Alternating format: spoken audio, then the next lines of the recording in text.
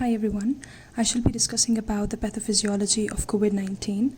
So the main aim of making this video is to give an insight of the pathogenesis of this deadly disease so that we know what is the target site of action of the various drugs that are there on clinical trials. And after knowing the pathophysiology, maybe some of the genius minds can come up with other treatment options. Okay, let's get started. So starting with the coronavirus. The coronavirus has, as you can see here, it is a single-stranded RNA virus. So you can see the single-stranded RNA with some nucleoproteins. This is the nuclear capsid. And since it's an enveloped virus, this is the envelope. And these are the spike proteins, what we call the S spikes. Okay. Now, the coronavirus, as it has all been said, that the route of transmission can be either it can be transmitted by the respiratory droplets. So the person sneezes or coughs, then these viruses through respiratory droplets can travel up to 3 to 6 meters, and if a person comes in contact in this range, will definitely get infected. Also, it's been proposed that if the virus is on the surfaces of, say, for example, tables or chairs or handles, it can stay there for almost 24 hours. So if a person touches there and then touches the mucous membrane, then a person will be infected. Now, also, it has also been transmitted by the fecal-oral route. Now, when a person is infected, so the virus will enter into the respiratory system of the infected person, and it will enter into the lungs. So the main site of its action will be in the alveoli. So here we can see one alveolus. It has type 1 pneumocytes and it has the type 2 pneumocytes with these villi. Okay, so the main site of action of this coronavirus is the type 2 pneumocytes. So it enters the type 2 pneumocytes, and what actually happens inside the type 2 pneumocyte I should be describing in this chart. So this is the coronavirus and this is the type 2 pneumocyte, okay, with the villi. So these type 2 pneumocytes, they have ACE2 receptor, that is angiotensin converting enzyme 2 receptor on their surface, and with the help of this receptor, this coronavirus will enter into the type 2 pneumocytes.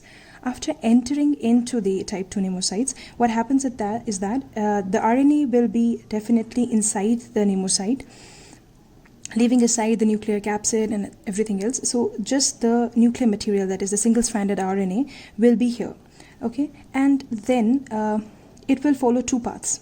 One is that by RNA-dependent RNA polymerase, it will, as the name suggests, it is RNA-dependent RNA polymerase. So there will be polymerization. So this single-stranded RNA will polymerize and will form multiple single-stranded RNAs. And second thing is that it will go to the ribosomes, and then there will be the translation, and this will form various proteins. Now, I shall be repeating again. So here we have the single-stranded RNA. Either it will be acted upon by the RNA-dependent RNA polymerase, and it will also be taken up by the ribosomes, and then translation of these into the proteins.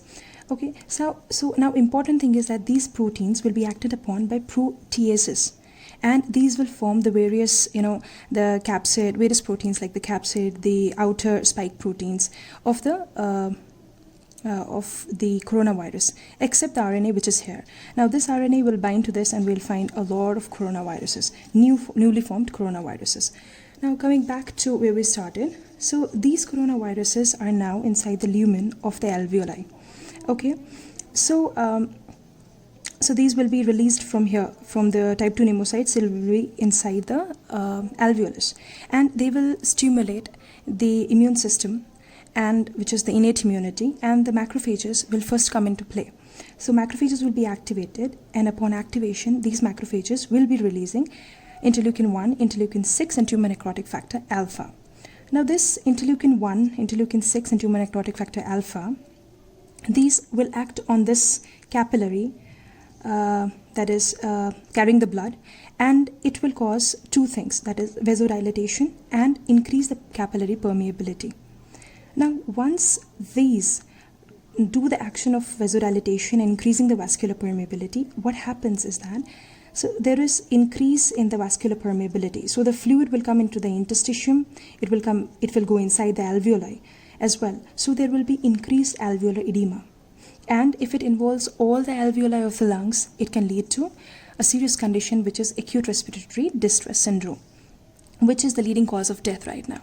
Okay, so another thing that can happen is these fluids, interstitial fluid which is coming out of the capillaries, can cause the collapse. It will be pressure over here and it will cause the collapse of the lung alveoli, leading to the alveolar collapse. So there will be no gaseous exchange and there will be hypoxemia, causing sudden onset of breathlessness.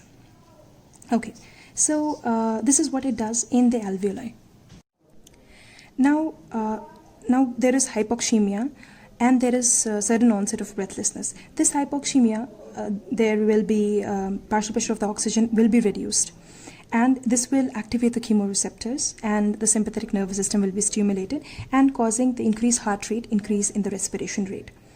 So this will be the effect of the vasodilatation, vascular permeability, which can either cause the alveolar edema or it can cause alveolar collapse, leading to sudden onset of breathlessness, increased heart rate, increased respiration rate. Besides these, besides the macrophages, the neutrophils also come into play. So neutrophils, what they're going to do is they will release the reactive oxygen species and they will release proteases, which will cause further damage to the type 1 pneumocytes and further increasing the permeability. Okay. So one more thing is that the interleukin 1, interleukin 6 and tumor necrotic factor will also act on the hypothalamus, causing fever. Also, that when there is too much of the inflammatory response, it will stimulate the production of sputum and cough, which can lead to consolidation or pneumonia. So these are the clinical presentations, as we can see: fever, cough with sputum production, sudden onset of the breathlessness. So fever, cough and sudden onset of breathlessness, these three symptoms are very much suggestive of a COVID-19 infection. Now what can be the the severity of the disease? So if there is severe vasodilatation, as we can see here, if there is a severe vasodilatation, so we know that the capillary permeability is increased and there is vasodilatation, so the venous return will be decreased and the peripheral resistance will be decreased. If the venous return and peripheral resistance is decreased, so there is decrease in the cardiac output and decrease in the BP, which are the findings of shock. When there is shock, there is hypoperfusion to the organs, which can lead to multi-organ failure. So they can be either the kidney failure, they can be liver failure. Okay, so these are the deadly effects of the viruses and of this virus specifically. Now coming to the treatment options. We studied initially that the virus can enter into the type 2 pneumocyte by the help of this ACE2 receptor.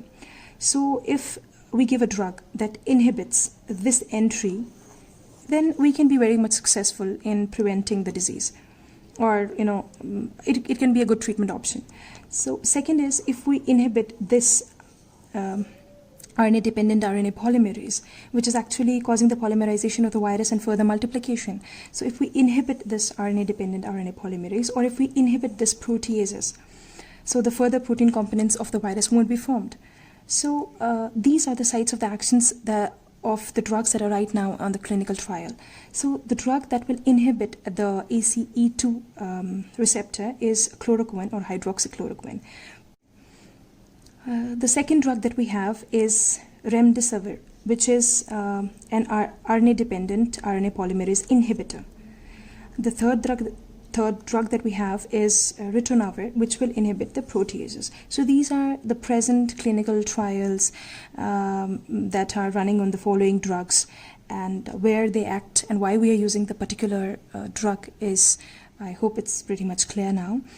And also, since we are seeing that it's more or less of an immune-mediated response, so there are certain theories which say that may or may not the use of methylpred can be helpful for the patient, but it's still under the clinical trial, so it's too early to say anything. We need a vast majority of the patients to do the trials on. So, but yes, methylprednisolone alone is effective in some viral infections.